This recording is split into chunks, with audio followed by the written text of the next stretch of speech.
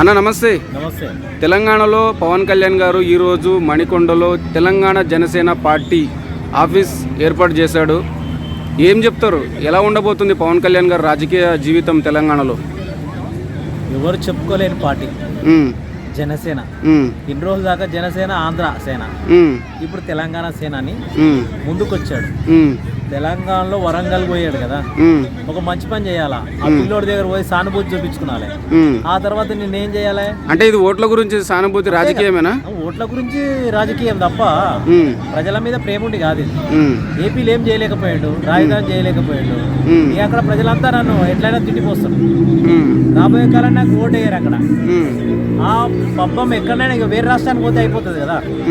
మళ్ళీ తెలంగాణకు అంటే గతంలో పోటీ చేసి 8 స్థానాల్లో డిపాజిట్లు కూడా కోల్పోయాడు. 0.25% ఓట్లు వచ్చినాయి. అంటే 50,000 ఓట్లు వచ్చినాయి తెలంగాణ మొత్తం ఆయన పోటీ చేసిన స్థానంలో. మరి ఈసారి 29లో ఎలా ఉండబోతుంది? 29లో ఏముంటుంది, ఇప్పుడు రైతులకు 2 లక్షలు 3 లక్షలు ఇస్తాడు. ఇప్పుడు తెలంగాణ అంతా తిరుగుతాడు జనసేన జెండా పట్టుకొని, ప్రజల దగ్గరికి వెళ్తాడు. ఆంధ్రలో ఎలా తిరిగాడు, ఇప్పుడు తెలంగాణలో అలా తిరుగుతాడు.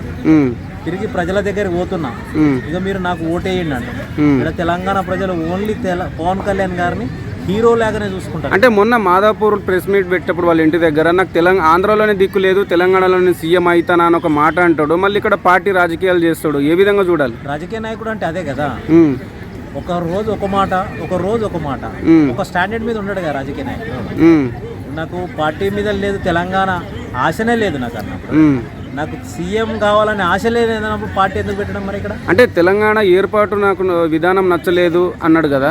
మరి అలాంటప్పుడు ప్రతి సంవత్సరం తెలంగాణ విమోచన దినోత్సవం శుభాకాంక్షలు చెప్పాడు. 1200 అమరవీరుల కుటుంబాలని పరామర్శించింది లేదు. గన్ పార్క్ దగ్గరికి వచ్చి కనీసం ఒక సంవత్సరం నివాళులు అర్పించింది లేదు. మరి ఏ విధంగా చూడాలి పవన్ కళ్యాణ్ తెలంగాణ ప్రజలు? ఇప్పుడే పార్టీ తెలంగాణలో ఈ రోజే మొదలయ్యింది. ఇక్కడ నుంచి అందరి దగ్గరికి వెళ్తాడు, అందరి దగ్గరికి వెళ్ళి సానుభూతి ఓట్లు చూసుకుంటాడు. ఈ 2 ఏళ్ళు అంటే బీజేపీ పవన్ కళ్యాణ్ని తెలంగాణలో ఓట్లు చీల్చడానికే పంపించింది అని చాలా మంది అంటున్నారు. మీకేమనిపించింది? అదైతే వాస్తవం. తెలంగాణ జనసేన 2 కలిసి తెలంగాణలో పోటీ చేస్తాయి. అది ప్రజలకు తెలియట్లేదు. ఆ పార్టీలు ఒకటే కుమ్మకం. మొన్ననే చూసినావు కదా, తెలంగాణ సభ పెట్టుకొని మోడీ గారు ఎక్కడ పోయి కలిచారు? ఫస్ట్ పవన్ కళ్యాణ్ గారు, ఆ తర్వాత చంద్రబాబు నాయుడు గారు. అందులోనే తేడా ఉంది కదా. తెలంగాణ ప్రజల గురించి వచ్చినప్పుడు తెలంగాణ ప్రజల గురించి కలవాలా.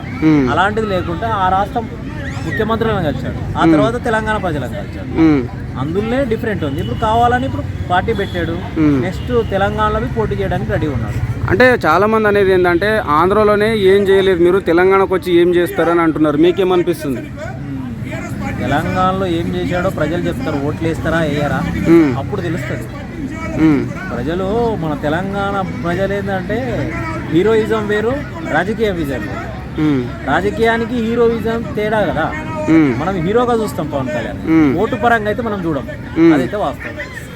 రాబోయే కాలానికి ఓటు వేస్తారా వేయరా అని ప్రజల అభిప్రాయం. ఇప్పుడు హీరోగా చూస్తాం మనం తెలంగాణ. పవన్ కళ్యాణ్ గారు తెలంగాణకు హీరోనే ఉండాలి, రాజకీయ నాయకుడిగా వర్తించదని నేను అంటాను. Okay thank you.